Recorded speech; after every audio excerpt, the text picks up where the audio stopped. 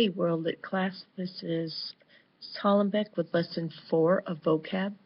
Now because this is a context lesson, an even lesson, means you'll be reviewing words from lesson 3 and lesson 4 in the context section beginning on page 149. That's attached to your packet here. I won't go through that. I will remind you though about the different types of contextual clues, all right, to help you throughout. Writing your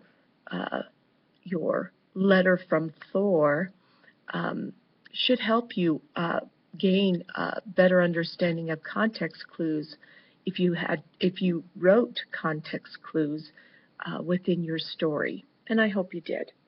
Anyway, or within your letter. This should be quick. A lot of these words were introduced to you in the analogies, so I'll make reference to those as well, okay? Page 15, then, the first word is affluent or affluent, same word. And it's an adjective. It only could be an adjective. An affluent person is one who has who's very wealthy, has a lot of resources, very prosperous. Okay, that's a affluent person, wealthy person. Okay, now it's not a person noun; it's just describing that person. Okay, it's an adjective. Number 2, banter. Banter is a verb. And banter, there are some people that you can banter with, and others it just doesn't work well. Bantering is kind of joking back and forth, all right? Exchanging jibes or jokes, exchanging just some playful teasing, okay? Going back and forth. Sometimes it's exchanging wit and quick-witted, having quick responses, punning back and forth. That's bantering, all right? Playful bantering, okay? Number 3, novice is a person noun. A novice is a person who's new at something, all right? Our freshmen were novices at high school. They'd never done it before, all right? So novice is the new person, all right? The green person. Okay. Number 4, brevity. The adjective form is brief, all right? And brief means short, so brevity must be shortness, all right? Brevity is the shortness of something, okay? Like a speech, you may get a comment if you're in speech class that you practice brevity or to practice brevity, all right, if you kind of rambled on, right? Number 5, connotation. Connotation is a noun. And connotation means the emotions or impressions attached to a word. All right? Every word has a denotation. That's its definition. But some words have connotation. Those are the words that writers really look for. They want words that create an image. I'm trying to think. Oh, yeah, it was in the story The Interlopers, if you recall that story. We were just reading it the other day in a freshman class, and it talked about Ulrich's family wresting, W-R-E-S-T-I-N-G, wresting the land away from George's family. All right? Now, instead of winning or instead of getting the land away from George's family, the author used resting because that word has connotations. It was a struggle, like wrestling. You wrestled it away from him. All right. It wasn't a mutual agreement. It was a taking away. Rest is a word that has connotations. Another example, anorexic and svelte mean the same thing, thin. But anorexic, you say, oh, that young person's anorexic, that gets an image in your mind, doesn't it? Like an unhealthy thing. Svelte, it gets an image in your mind, but it's more of a healthy, thin sort of look. Okay? Anyway, that's connotation. It's not only the word, but it's a word. It's a meaning attached to the word. Okay? Emotion attached to the word.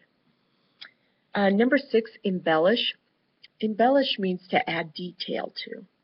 If you embellish your story, you add a bunch of detail to it to make it good.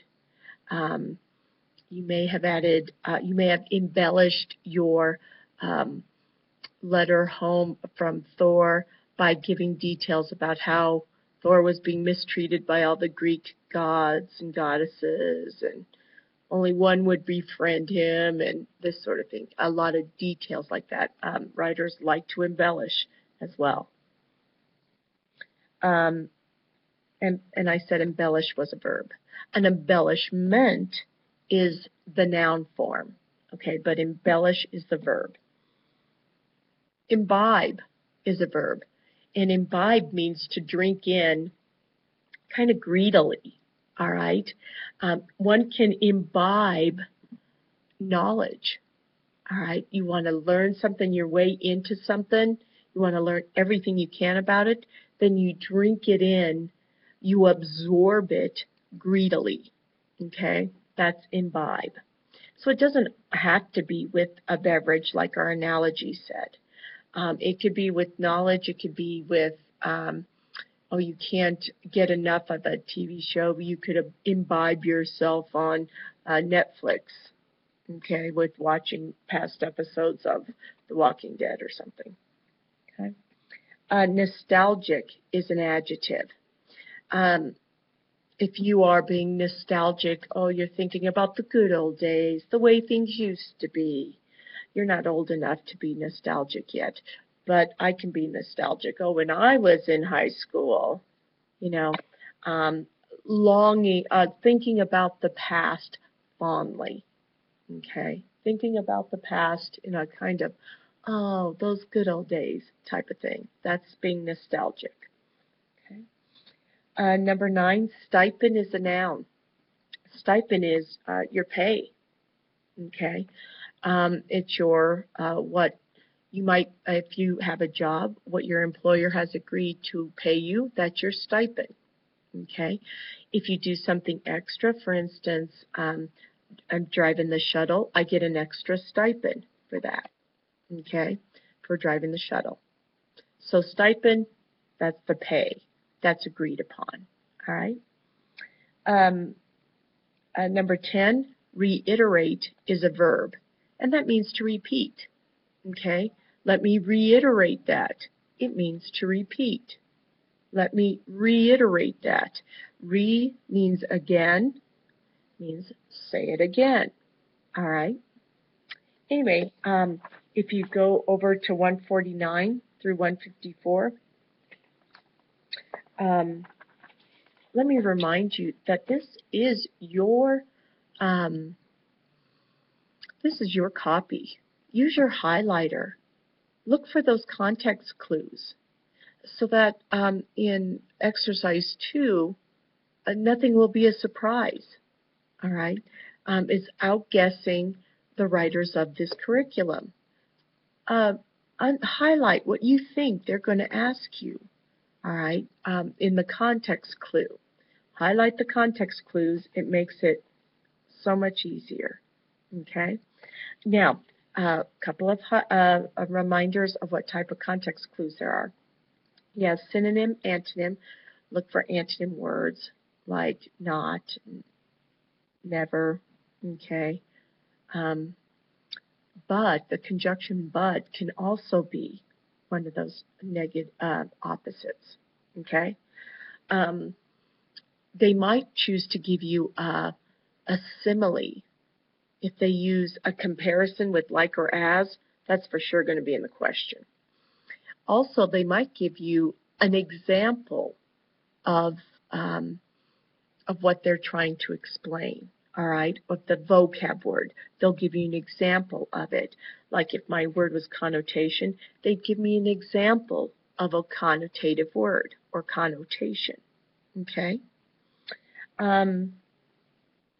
Let's see, I think that's a good reminder, and I hope this helps you out. Bye now.